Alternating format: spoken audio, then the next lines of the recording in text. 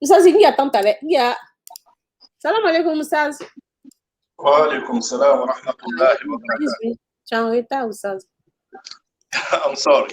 Hey, anglais, ça ne même pas. I'm sorry. Les femmes aiment ça, les hommes qui sorry facile, easily là. On va dire, I'm sorry, I'm sorry là. That's really good. Yeah. I'm sorry. Huh? All right, you are forgiven. Okay, thank you very much. Hey, ça ne va même pas. Donc, mes frères et sœurs, si vous m'avez sonné, on parle avec lui, on parle du mariage. Salam alaikum. Wa alaikum salam wa rahmatullahi wa barakatuh. Alhamdulillah. إن الحمد لله نحمده ونستعينه ونستهديه ونعوذ بالله من شرور أنفسنا وسيئات أعمالنا من يهديه الله فلا مضل له ومن يضلل فلا هادي له نصلي ونسلم على رحمة المهداة نبينا محمد وعلى آله وأصحابه أجمعين. السلام عليكم ورحمة الله وبركاته. أمد السلام أموفو سلاميا كفوليلا بديا كفوليلا كانجليا كفوليلا مي alaka kishi ani alaka nemai o temeni ko fe ambade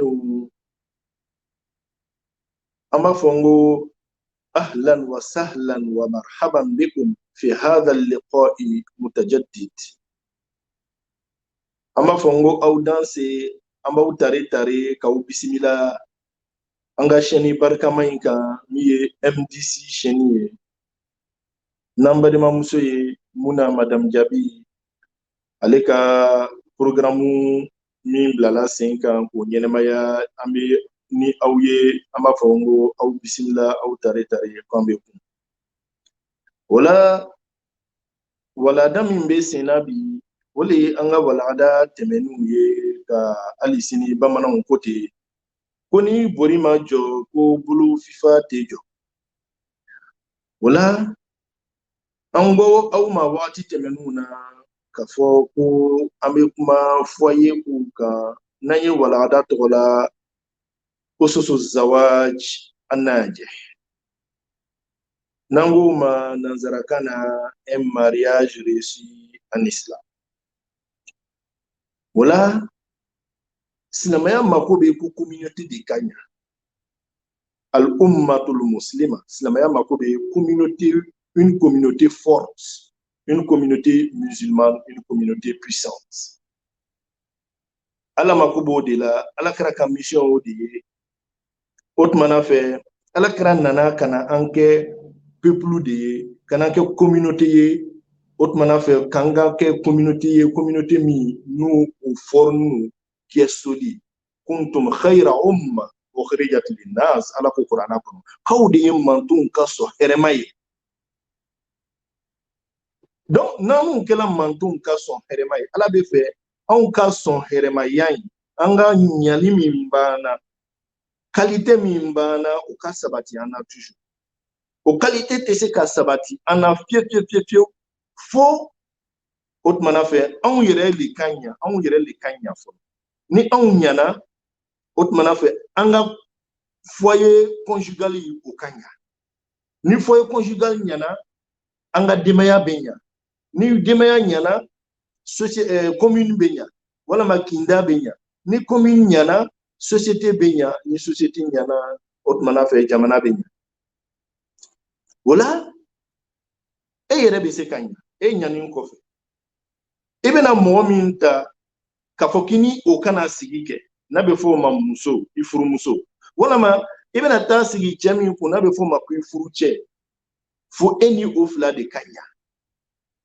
ko yibe ni yorole anga la nyine ni wala da no kono communauté be nyeta so chomina ame ladilikan no ndi ame an yere ladina ye ame ambadin islama ladini no ladilikan sanima no ole ka fo an nana kana kuma furu kan sabu an ka société tɛ ɲan fo ni furu kɛla an tɛ ɲɛtaga sɔrɔ fo n'an ka ninnu na ɲɔgɔnnaw kɛ furu fana ni tɛ diya bolo fo an ka koto ɲɔgɔn tala ninnu ni cɛ ka hakɛw ni muso ka hakɛw furu sɛmantiyaw ani fɛnw an kumana olu bɛɛ lajɛlen kan o tumana fɛ dɔgɔkun jan tɛmɛnenw la badenw dɔgɔkun jan tɛmɛnen na an danna yɔrɔ min cɛ ka hakɛ min bɛ a furumuso kan o tumana fɛ furuso kɔnɔna na an ko n ko muso jɔyɔrɔ belebele de bɛ ale bolo o tumana furuso kɔnɔna na cɛ ka hakɛ min b'ale kan o le fanga ka bon ka tɛmɛ ale ka hakɛ min bɛ cɛ kan cɛ ka hakɛ min bɛ muso kan muso kan ka hakɛ min cɛ ka hakɛ min labaara muso kan k'i jɔ jɔyɔrɔ minnu na furuso kɔnɔ o de fanga ka bon ka f'i ɲɛna ni échec bɔla muso ta côté la o foyer kɔni o sabati ka bon muso kan k'i jɔ a jɔyɔrɔ la muso kan k'i jɔ a jɔyɔrɔ la furuso kɔnɔ sabu furu ye ɲa furu ye diya furu ye lamuguri furu ye sabati tuma dɔ la a bɛ taa reposer musow de kan an y'o hakɛ ninnu fɔ an tɛna se ka fɔ n ka bɛ siri ko olu kan ka tugu ka cɛ kumakan labato ka cɛ labato n'a m'i bila ala sɔsɔla ka cɛ ka ladon ka tari a faamuna o n'a ɲɔgɔnnaw an kumana olu kan dɔgɔkun jan tɛmɛnenw la an badenw an bɛ fɛ ka kuma walanda kɛrɛnkɛrɛnnin dɔ ka bi o tuma na an ka thème nin kɔnɔ o de ye nushuzu zawj wa zawja ni cɛ ani muso n'u ma ɲɔgɔn ta faamu n'u tɛ ɲɔgɔn ta faamu na furuso kɔnɔ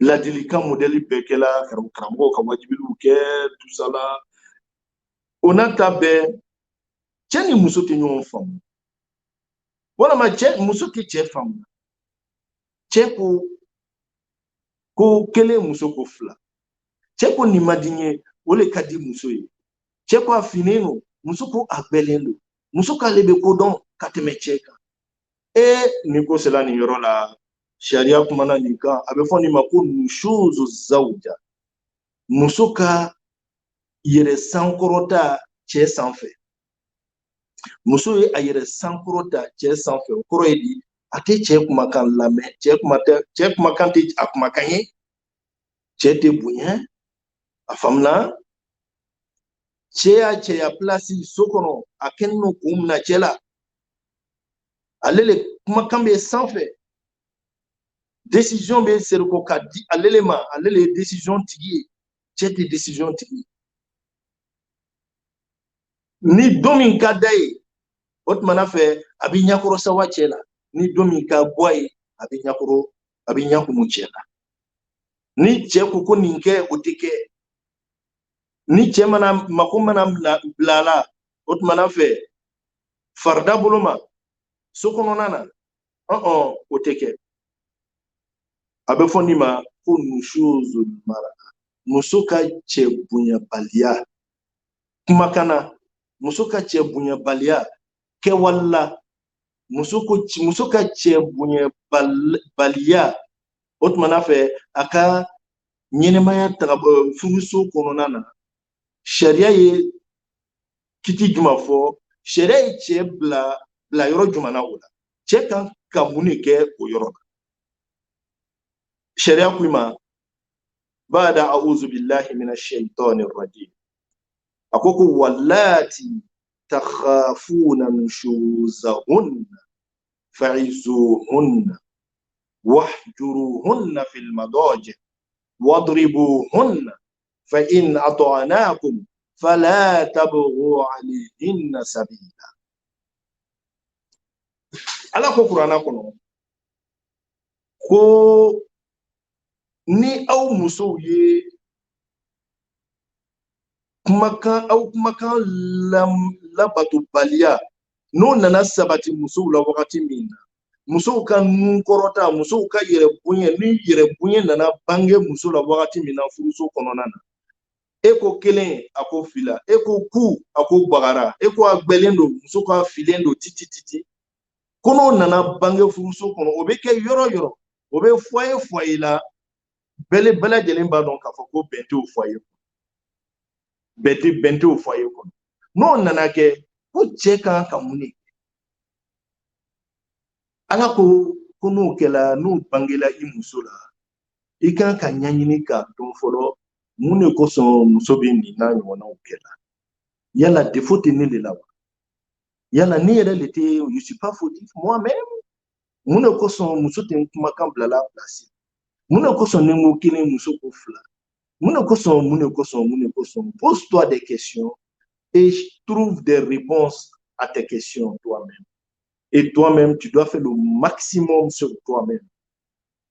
Pourquoi ma femme, elle ne me comprend pas?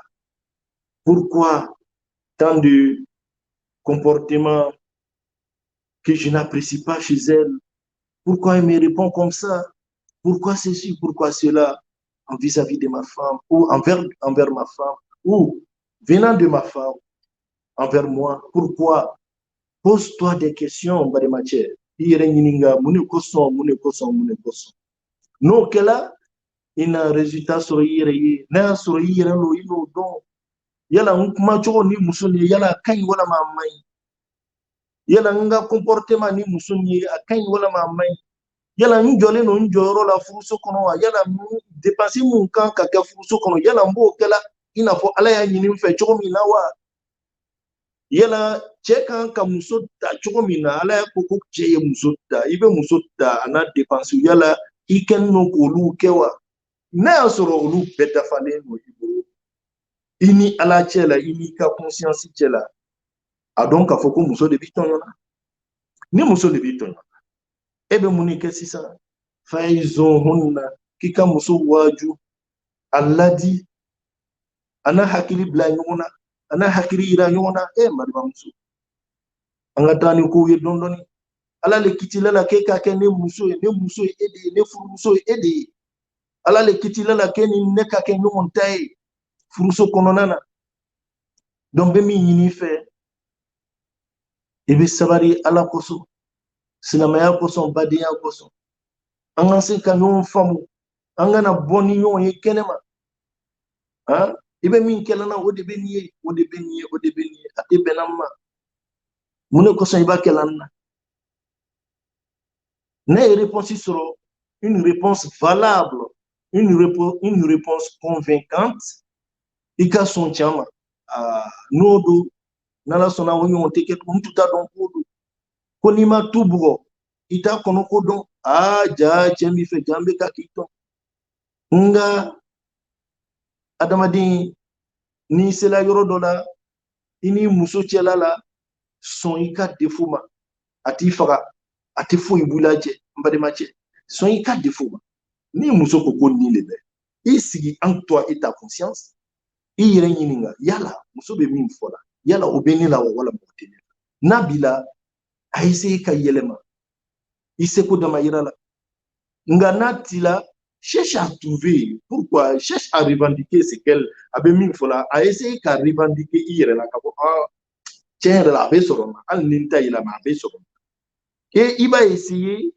o tumana fɛ ka i yɛrɛ améliorer de jour en jour n'ala sɔnna muso a bɛ kofɔɲɔgɔnya min b'aw cɛ i kumakan tɛ mɛn min kɛla a bolo aw na ɲɔgɔn faamu ala ko ko fa'izuhunna k'aw ka ɲɔgɔn la yali aw ka sigi tête à tête a kana kɛ mɔgɔ ɲɛnɛ a kana kɛ cɛ ɲɛnɛ wa a kana kɛ muso ɲɛnɛ hali ni denmisɛnw bɛ yen o kana k'olu ɲɛnɛ aw fila bɛɛ aw na lacɛ la aw b'aw ka problème sarada kelen kelen avec toute sincérité aw b'a fɔ ɲɔgɔn ɲɛnɛ nka n balimacɛ n'o ma ɲa ni ko nɛgɛ bugɔ n'a ko gbangban ni ko nɛgɛ bugɔ n'a ko gbangban karamɔgɔcɛ o faamu ka go an balimamuso dɔw ladi ka go u tɛ se ka ladi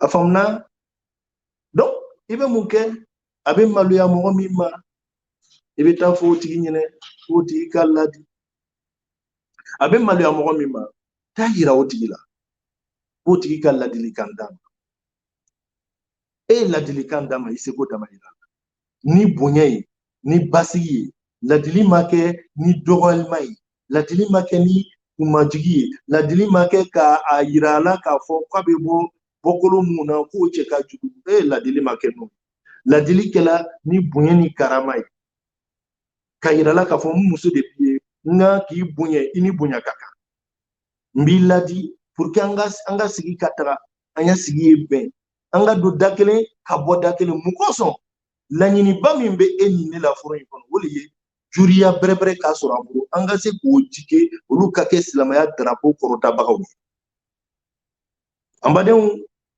ni ladili kɛl'i bolo n'a ma ɲa i ye nin méthode bɛɛ ta a ma ɲa sariya ko i ma n badenmacɛ mɔgɔ bilala min bɛ maloya ma ani a bɛ maloya min ma a bɛ min kumakan lamɛn i bɛ taa fɔ o ɲɛnɛ a ye sabari a ye kuma an balimamuso fɛ mais comme in b'i ni balimamuso cɛ réellement i kana don a bɛɛ la à 100% ka ɲɛfɔ mɔgɔw ɲɛna a b'i n'a fɔ n'i y'a bɛɛ ɲɛfɔ mɔgɔw ɲɛna a b'i n'a fɔ i bɔla n'i muso ye kɛnɛma a faamuya ko ɲuman ala k'a da ko bɛ ko la i b'o dɔw fɔ mais a bɛɛ tɛ fɔ a bɛɛ tɛ fɔ kuma bɛɛ tɛ fɔ a bɛɛ tɛ lakali cɛ n'a muso cɛ la mɔgɔw mana intervention kɛ u ni ɲɔgɔn cɛ cogo o cogo kana to kuma bɛɛ ka fɔ pour que intervention ka kɛ o kan a dɔw bɛ tu kɔnɔ fo kiyama o tɛ fɔ n'o de ye cɛya ye o de ye gundo ye o de ye sekiri ye i ni muso mana kɛlɛ cogo o cogo i ni muso mana bila ɲɔgɔn na cogo o cogo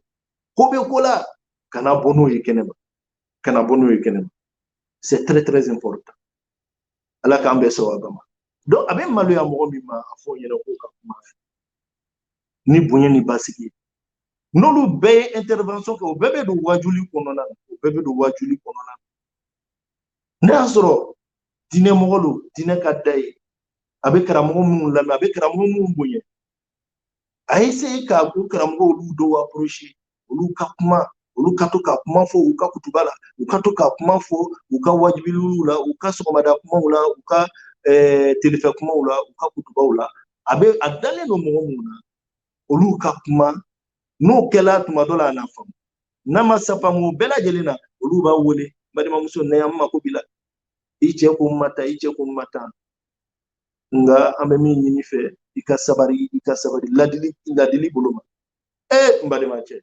balimamuso n'i bɛ hɔrɔnmuso fasa ni muso ye hɔrɔn ye a kan ka dan sira la nin yɔrɔ la cɛ ye ko bɛɛ kɛ cɛ y'a kɔnɔ da ci a kɔnɔ da yɛrɛ i la k'a fɔ ko vraiment n bɛ fɛ an ka bɛn o bɛɛ la a ma faamu a faamu tolu ma na i bɛ maloya mɔgɔ minnu ma a y'olu yira i la o bɛɛ la i ma faamu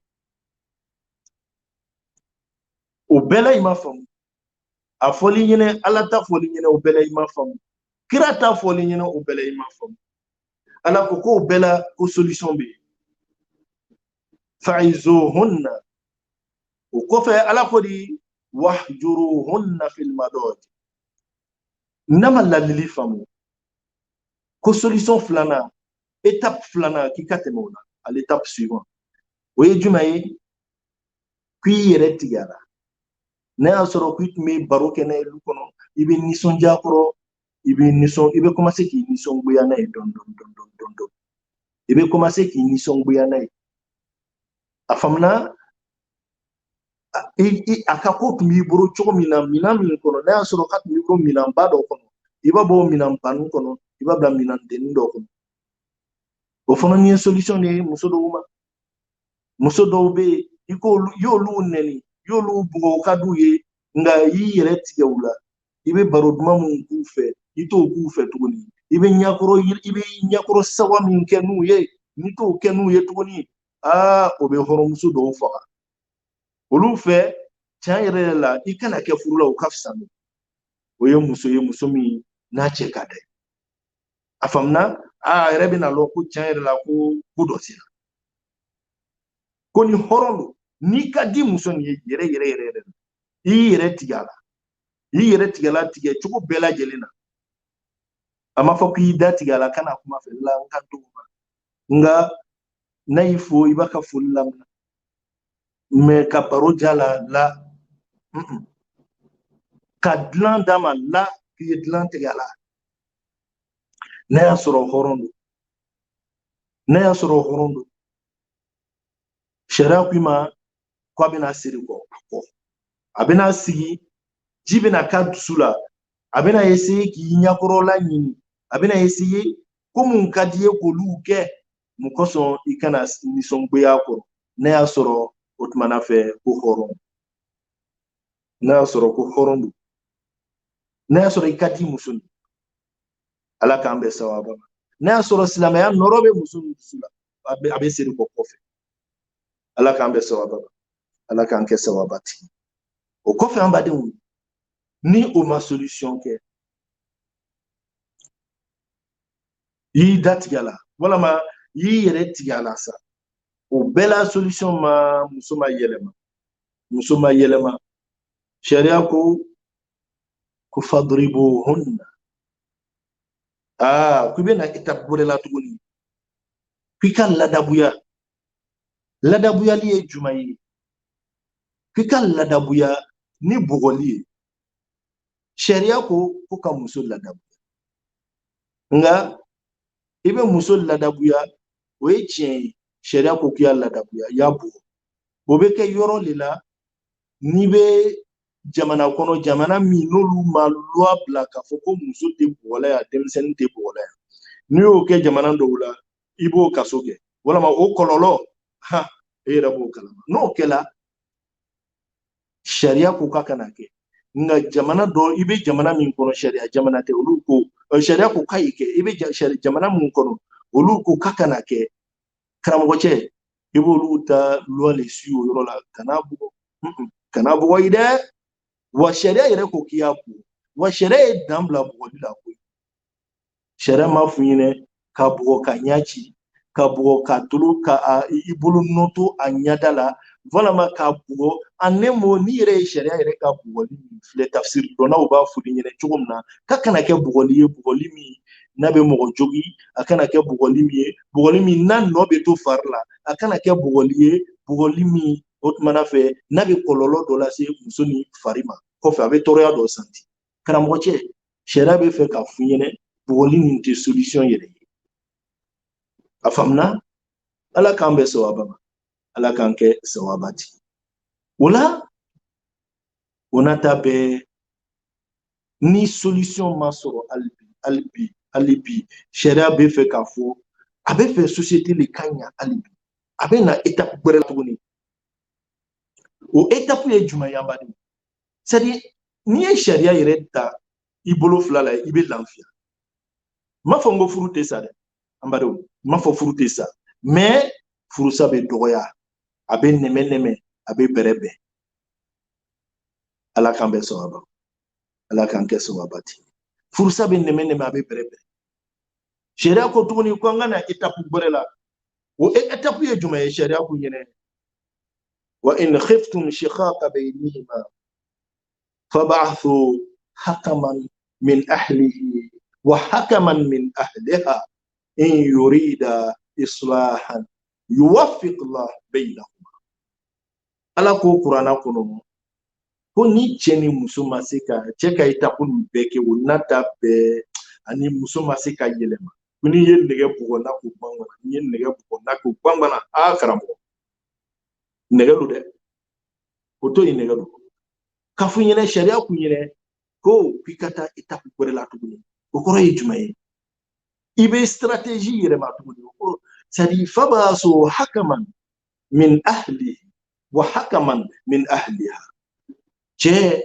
e yɛrɛ de b'i sigi sisan ala la nin ko kɛla ten a kɛla a bara kɛ baara ye n ko ne ye muso nin ɲini de n ko an kana sigi ka bɛn furu ye jigi de ye furu ye bonya de ye furu ye ko to ɲɔgɔn tala de ye furu a kɔrɔ ka bon ka tɛmɛ ninnu bɛɛ lajɛlen kan mais n tɛ jigiya i la furu nin na n tɛ hinɛ i la furu nin na ka bɔ muso ni fan fɛ n tɛ jigiya i la muso nin na furu la a faamuna nte bonya yela kana muso ni fan fɛ nte karama yela a fan fɛ fo degu sur degu ani degu ngo de yela yɛrɛ bonya ani yɛrɛ bonya ngo de yela kumakan kolo ani kumakan kolo ngo de yela a kɛla barakɛ baara ye sa nga cɛ de bɛ taga muso ka mɔgɔw fɛ cɛ bɛ taa a yɛrɛ ka mɔgɔw de fɛ fɔlɔ ka kabila lajɛ a ka famille a ka mɔgɔ a ka kotigiw k'olu lajɛ ni ko bɛ cogo min na o de bɛ nin mais a tɛ fɔ famille mɔgɔ bɛ ɲɛnɛ a hakilimaw i dalen don minnu hakili la a ko dilanla wolo kosɔn kuranna ko hakaman mɔgɔ mun ye hakilimaw ye k'i ka famille hakilima i bɛ t'o kɔ ni kɔrɔcɛ lo grand frère ko n bɛ o de bɛ nin ni bɛnɔgɔcɛ lo bɛnɔgɔ ko n filɛ o de bɛ nin ye dɛ ni yɛrɛ fa lo n fa ko n bɛ o de bɛ nin ye ni ba lo ma ko n bɛ o de bɛ nin ye i b'a fɔ i b'a sarada nga o n'a ta bɛɛ i bɛ sutura da kow kan hali bi i ni muso bilala ɲɔgɔn na cogo o cogo aw ma ɲɔgɔn ta ye cogo o cogo lebu bɛ lebu la kana fɔ furu kɔrɔ ye le ko sutura ala k'an bɛ sababa ala k'an kɛ sababati muso depuis n ka taa a bɛ nekɛla na n ka ko bɛɛ kɛ n ka lati ka n yɛrɛ tigɛ a la dilan kan k'a bugo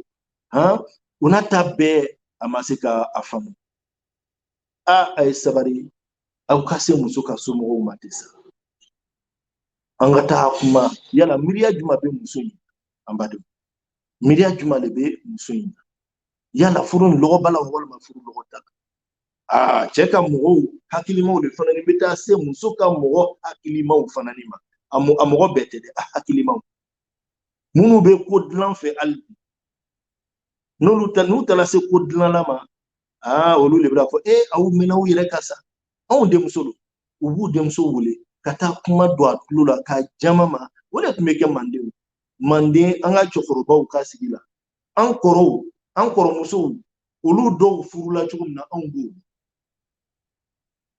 n'olu dɔw tun bɔra u ka cɛso la ka na ko n cɛ ye nin kɛnɛ n cɛ ye nin kɛnɛ cɛkɔrɔbaw tun b'u kunbɛn cogo min na anw b'o dɔn sa n ka dɔw tun bɛ gbɛn ni gbɛngɛ le ye ko ni n'an y'i sen yan tuguni k'i b'a ye a faamuna donc ko dilanla i kan ka kɛ hakilima le ye i kan ka lɔn k'a fɔ ko n tɛ bɔ n den kɔkɔrɔ n bɛ n den kɔkɔrɔma don a cɛ kan k'a kun c'est à dire que a sankɔrɔ ta a cɛ sanfɛ ka i denmuso lajama denmuso tagatɔ la a furuso la baw filɛ u bɛ ladilikan mun d'u denw ma n'i sela ye o ka kɛ i ye taga kɛ komi i ma cɛ su tagatɔ ye kaburu la i y'a kɛ komi depuis i bɛ yen i ma de ka cɛ su tagatɔ ye kaburu la hali ni muso n'a y'a cɛ ka kanu yira a ka so kɔnɔ mɔgɔw yɛrɛ bɛ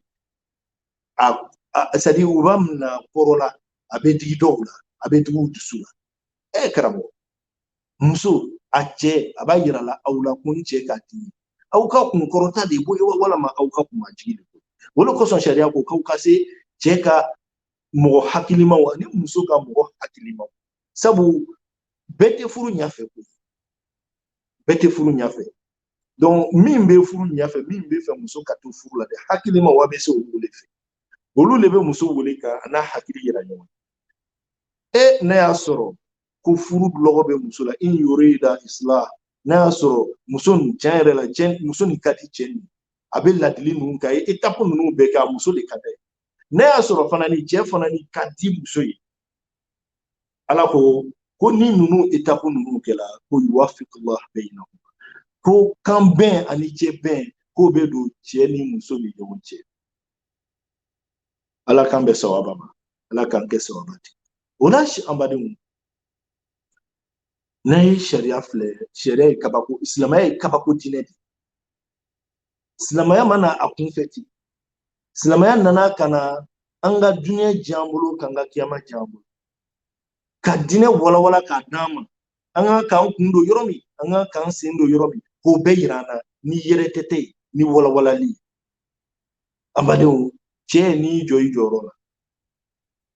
i jɔyɔrɔ la hakɛ min fɔla an ka walanda tɛmɛn'o la n'i sera k'o hakɛw respecter muso fanani che se chere hake mun funyine ko che ka hake le be pika ni sela ko o itolo sela ko lula me ko bunye ko respecter problème te ke fu o be demin so ali sina mako bo denina dem barkama awu mun so nala so no dem be lamon chogodi be ladon chogodi o be be anga wala dan ala kan be sawabama ala kan ke sawabati wala ambadi nan sela ni yorola amena bita wala dataya ambe haketu mandari ke aw fe ani retard accusé yani wala da kadamna ani retard do soro ko do kuma singoro bi wodi yake anna retard la haza wassalamu alaikum wa rahmatullahi wa barakatuh. Naam, muna madame Jabi, je vous passe la parole. Wa alaikum salam wa rahmatullahi wa barakatuh. Ça, vraiment, merci beaucoup. Famille sera Bitala. Ah bon? Oh là là, il y a un bruit. Oui, Famille sera Bitala. Il y a un monsieur qui m'a contacté il y a un peu longtemps. Il avait un petit problème pour ce monsieur. Il y a un micro de Oussaz. Je t'attends pas bien. Oui, il y a un bruit en dessous. Voilà, il y a un monsieur qui m'a contacté. Chez moi ou bien chez toi? Chez toi. Ah bon? Oui. Bon, anyway, okay. C'est pas grave. Il y a un monsieur qui m'a contacté. Un peu bien. Parce que clim ne veut pas. Il y a un micro qui parle, quoi. Mais c'est pas grave. Donc, il y a un micro frère. Il y a un monsieur qui m'a contacté une fois. Le monsieur, là, il avait un micro frère. Donc, il m'a dit, maintenant, mon ami, il table là, quoi. Il m'a contacté, il m'a posé un problème, mais une fois là, parce que quand il m'a dit quoi, il parlait tellement beaucoup de sagesse, quoi. Donc, le monsieur m'a contacté, comme encore, à Fourou, quoi, était nouvellement marié, Fourou, que la calo, ça va. Maintenant, la femme refuse d'avoir des rapports intimes avec lui. Elle refuse catégoriquement. Alors que, il a fait comment, ni monsieur Vignon fait, ni monsieur Recours, ni manie. Une manière de la punir, de la punir, c'est de soutien, quoi. Donc, le monsieur vient d'exposer son problème. Moi, j'ai essayé vraiment de trouver un imam pour donner le conseil au monsieur. Pour qu'il y ait quoi. Il dit que la femme refuse d'avoir des rapports intimes avec lui. Elle refuse de nous croire et tout quoi. Donc, maintenant, que la femme ne l'aime pas. Et c'est pas facile de comprendre. Quand la femme ne l'aime pas. Alors que, non, elle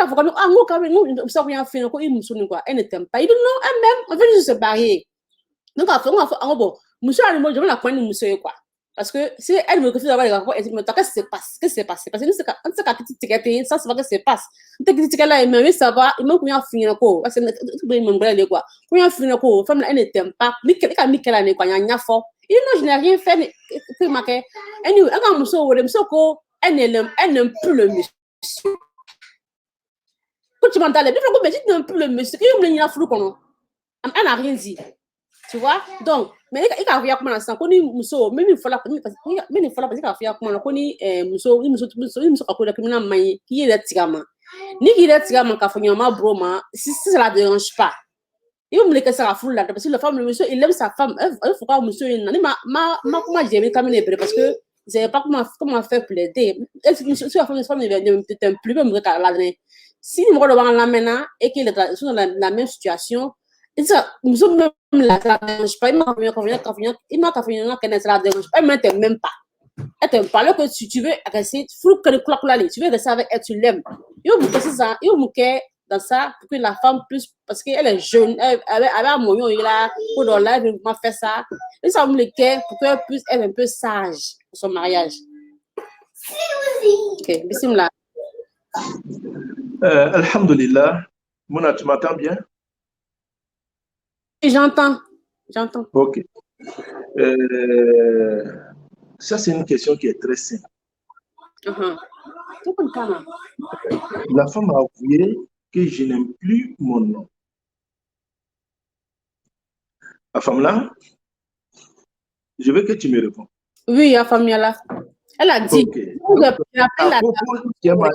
Je n'ai plus d'affection pour le monsieur.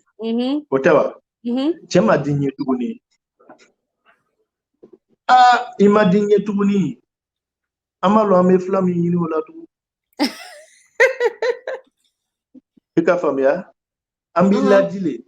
Mais ladili be se ka fen chamanya na so je kanu be muso dusukuna albi.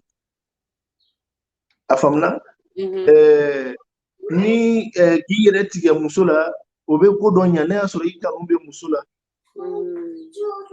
ka taa muso la mɔgɔw fɛ u ka kuma fɛ a bɛ ko ɲa ne y'a sɔrɔ I kanu bɛ muso dusukun na mais n'o tɛ yen tuguni c'est fini furu jigila furu bɛ basé fɛn fila le kan al-mawadda wa rahma wa min ayatihi an khalaqa lakum min anfusikum azwajan litaskunu ilayha wa ja'ala bainakum mawadda wa rahma ala ko kabe bo ale ala ka kabanan kula ko ye muso do dan ka bo aw cɛw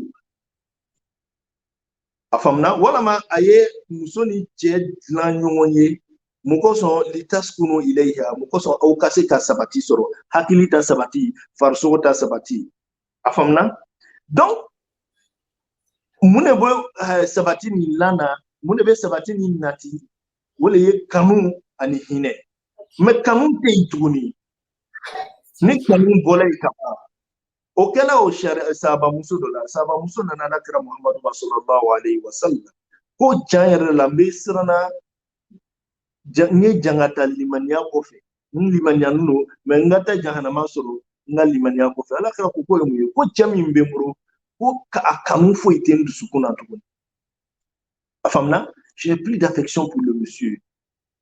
Et qu'est-ce que ça se passe? Si tu n'y tiens ma dié tuguni, tu es comme foyi di dusukuna tuguni. O sigi be kɛ ɲɔgɔn musala kale kan, o sigi be kɛ ɲɔgɔn namara le kan, o sigi be kɛ ɲɔgɔn tɔɲɔ le kan, o sigi be kɛ ɲɔgɔn janfa le kan. Sariya dun ka laɲini t'o ye. O kɛla mun bɛ kɛ sisan? Muso de bɛ cɛ ka furu nafolo laseri kɔ a ma. Cɛ ye furu nafolo min don a la, k'o laseri kɔ cɛ ma. A banna cɛ ka furu fɛnw. Sariya ko k'a y'o laseri kɔ cɛ ma.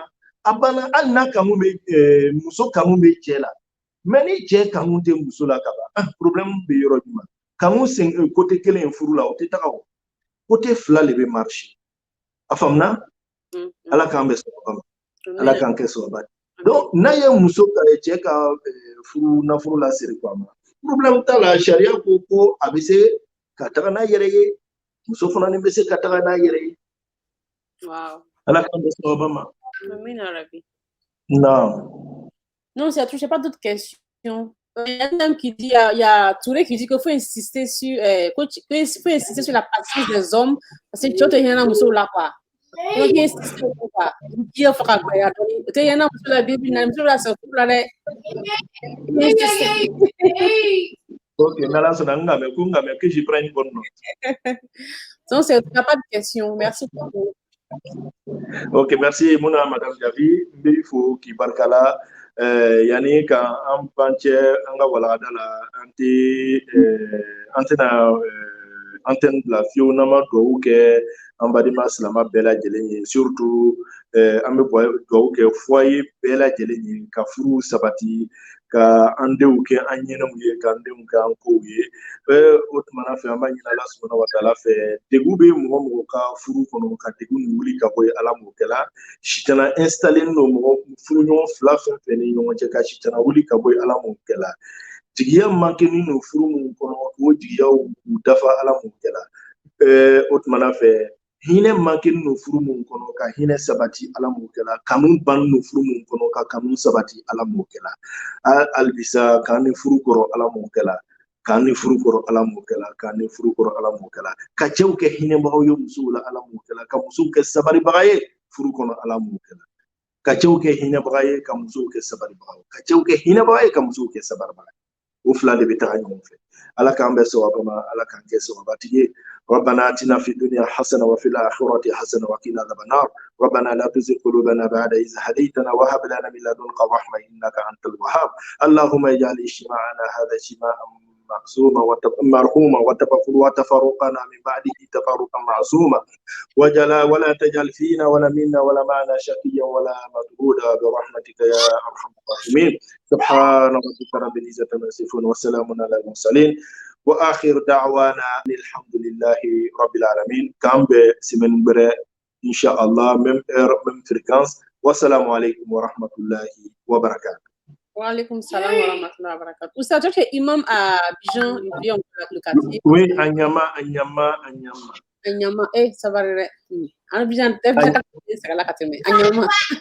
Anyama, Carrefour, Zozonkwa, mosquée Gaussou Diabaté. Ok, il est imam à Anyama, mosquée. Gaussou. Diabaté. Ah, vraiment, ça, merci beaucoup. Merci. Notre Anyama, il est bon, là, on se l'a fait à fournier. Ah, nous, vous ne pouvez pas. Et dans la bolette à fournier. Oui, ça, merci. À la semaine prochaine. Ok, merci.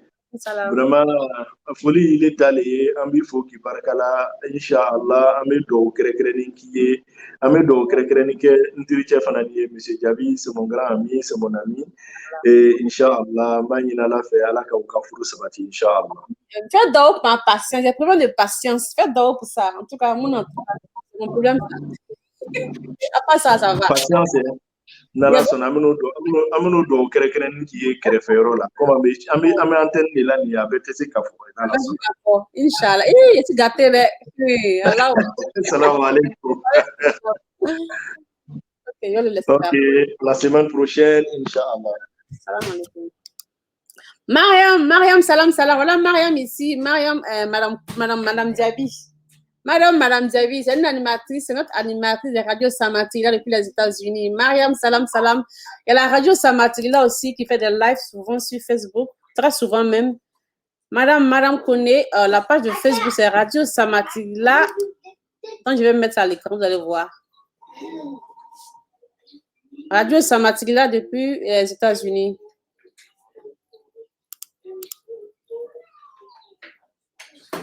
Imam comprend pas l'anglais. Imam la comprend, il joue la Mariam. Il comprend pas l'anglais. On est anglais quand on fait la douna. C'est Radio Samatila depuis les États-Unis. Mais là, écran capa. Si je veux participer à Radio Samatila, Madame fait des grands débats. Malheureusement, comment nous, on sait qu'elle a participé à des débats là, quoi. Elle fait des débats, elle invite des imams comme moi. On animait ensemble quand il y a 14 bro. Il fallait 14 madame bro, madame Théorole. On animait ensemble, la radio Samatila ensemble. Mais malheureusement, quand j'ai allé donc je l'ai laissé animer tout seul. Je suis en train d'essayer de mettre l'image de la radio là. Ceux qui veulent participer à la radio Samatila, la radio Samatila, on a une page de Facebook aussi. Voilà, c'est ici. Sur Facebook, c'est Radio Samatila USA. Voilà, c'est ici. Ceux qui veulent participer à la Radio Samatila, le numéro de participation est là, le numéro de... tout est à l'écran là. D'accord? Ok. Donc, dans quelques heures, je vais mettre Imam Shams. Il va parler sur le gène. Quoi. Dans quelques heures, à 15 heures, je vais mettre ça, Inch'Allah. D'accord? Merci pour tous les cœurs, merci pour les partages. Partagez, mettez les points. On tire quoi? Ça gêne. Comment je me fais donner là? Donne-moi un tir là. Mais la tir là, il m'a fait un blague. C'est quoi? Il a parlé du mariage et tout là. D'accord? Je vais vous laisser. Salam. À plus tard. 15h00, je vais mettre Imam Shams. Il parle du gène. Quoi? Merci, Madame Diaby. Thank you, my love. You're welcome, my love. Thank you. Je vais mettre il parle ça dure 1 heure. Donc, de 15h à 16h, donc, excusez le bruit qu'il y a autour. C'est mes enfants qui font beaucoup de bruit. Je sais quand déplacer, parce que je suis avec mon desktop. Je sais quand déplacer, quoi. Donc, salam. À tout à l'heure. Salam alaikum.